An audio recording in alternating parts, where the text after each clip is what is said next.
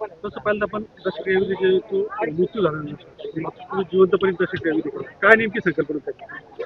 संकल्पना ही होती का गेल्याच्या नंतर कोणी कपडे आणेल, कोणी काय देईल, काही तलपीच्या वस्तू देईल, छत्र्या चपला अनेक अनेक, पण ते पोहोचत नाही हो. मग आज जे काही असेल ना, हे माझ्या डोळ्यात सामने आणि ते मी किती बघा किती आनंदाने स्वीकारतोय ते, याच्यात मला समाधान होतं, म्हणून एक प्रोग्राम ठेवला मी. हा प्रोग्राम करत असताना नातेवाईकाचा घरच्यांचा विरोध झाला. तो 5 वर्ष विरोध सोचला. 5 वर्ष कंप्लीट 5 वर्ष आहे ना विरोध. मी यावेळेस असं सांगितलं, कोणत्याही आतमध्ये करणार आहे मी. ते 5 लोक येतील का 50 येतील का 500 येतील तो विषय नाही माझा, पण प्रोग्राम करायचा हा माझा निश्चय होता. हा प्रोग्राम करत असताना फोटो जो लावलाय तुमच्या छायाचित्रात स्वर्गीय असेल शब्द लिहिलाय हा काय? हा स्वर्ग आहे ना. मग हे काय, हे जे डोळ्याला दिसतं हे काय सांगा ना तुम्ही मला. हा हा जर स्वर्ग नाही म्हणजे काय मान तुम्ही सांगा. तुम्ही तर पत्रकार, तरी माझे प्रश्न उत्तर द्या. हे काय, उत्तर द्या, उत्तर द्या ना तुम्ही. मग हे काय, तुमच्यापासून हे स्वर्ग. हा स्वर्ग आहे. हे बघा, हे किती पब्लिक आहे, हे झाडं आहे, हे गाडी, हे जनावर, जे काही असेल ते माझ्याकरता स्वर्ग मानतो मी. जगाकरता आहे की ते मला माहित नाही, पण माझ्याकरता नक्की. भविष्यात काय संदेश देशाल इतर नागरिकांना काय? इतर नागरिकांना हाच संदेश आहे का जे काय करायचं ना ते डोळ्यासामने करा. हा जे काही आई बापाची सेवा करताना ती अगोदर करा. मेल्याच्या नंतर हजारो लोक जेव घालणार आहे, तुम्ही तुमचे आई वडील कोण जे असेल ना, हे काही कोणी जेवायला येणार नाही. आज बघा नंतर कावळे होतील, कोणी काय होईल.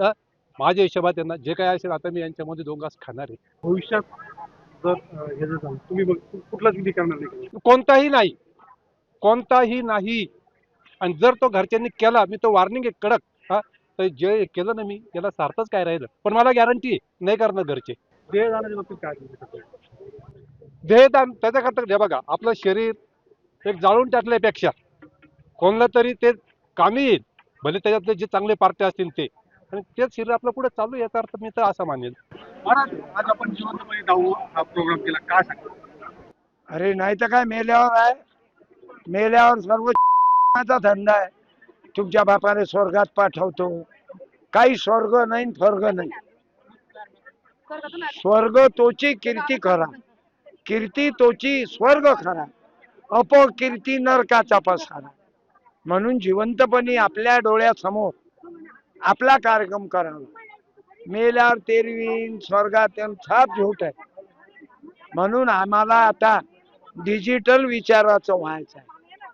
आणि म्हणून यांनी जो काय नाव, सुभाष बजाबा येळंजे, सुभाष बजाबा येळंबे यांनी जे जिवंतपणी दशक्रिया आहे, डोक्यातल्या अंधश्रद्धा काढायसाठी हे करावं लागतं. मी माझ्या घरातले 3 देहदान केले. तेरवी नाही ना, केस नाही ना, टकलं नाही ना, टुकलं नाही. हे सर्व आपल्याला बनवायचे धंदे आहेत. तोंडात सोन्याचा मणी टाका, काय टाका लागते मेल्या. म्हणून रक्तदान, देहदान, अवयवदान, नेत्रदान याची गरज आहे. आधी वाटायचं नका करू, पण नंतर वाटलं नाही केलं पाहिजे. चांगलंय असं जिवंतपणे दाव केलं ना, हे चांगलं. नंतर मेल्याच्या नंतर काय कोणी पाहायला येणार नाही, खायला येणार नाही. मनातली हौस म्हणजे मनातली इच्छा पूर्ण होऊन जाते. आता चांगलं वाटतं का? आता चांगलं वाटतं. माझं पण करायचं होतं, पण ते नंतर लक्षात आलं का आपल्या दोघांचं एकत्रच करू. ते बोलले होते मला आपण दोघांचं एकत्र करू, पण नंतर मी आधी नाही बोलले, नंतर मी बोलले, पण ते बोलले नाही आता लई उशीर झाला नको. पण करील मी पण जिवंतपणेच मी पण करत. काय संदेश द्यायचा आहे आ? तुम्हाला? आ? या माध्यमातून तुम्हाला काय संदेश द्यायचा? काय संदेश द्यायचा आहे? जिवंतपणे दाव केलं तर आपल्या आज मनातला आनंद आहे ना, काय संदेश द्यायचा आहे? हा सगळे एवढे लोक आपण डोळ्यांनी पाहतो, मेल्याच्या नंतर एवढे डोळे मैतीला दाव्याला आल्यास एवढे पाहिले असते का? डोळ्यांनी नसते पाहिले. मेल्याच्या नंतर कोणी पाहत नाही. दाव केलं का ना केलं, खाल्लं का ना खाल्लं, कोणी पाहत नाही. पण आता हे सगळे एवढी पब्लिक जमली, आपलं किती आनंद आहे मान जीवाला. जिवंतपणी दशक्रियाविधी ही चांगली कल्पना आहे. जी काही अंधश्रद्धा म्हणावी की जे आपलं वडिलोपार्जित चालत आलेलं आहे की मेल्यानंतर आपण 10वं 13वं करत असतो, पण हे बघण्यासाठी जो जातो तो नसतो. तर सुभाष बजाबा येळंजे यांनी हाच विचार केला की मी मेल्यानंतर काय होणार आहे त्यापेक्षा आधी काय होतं मला ते बघायचंय.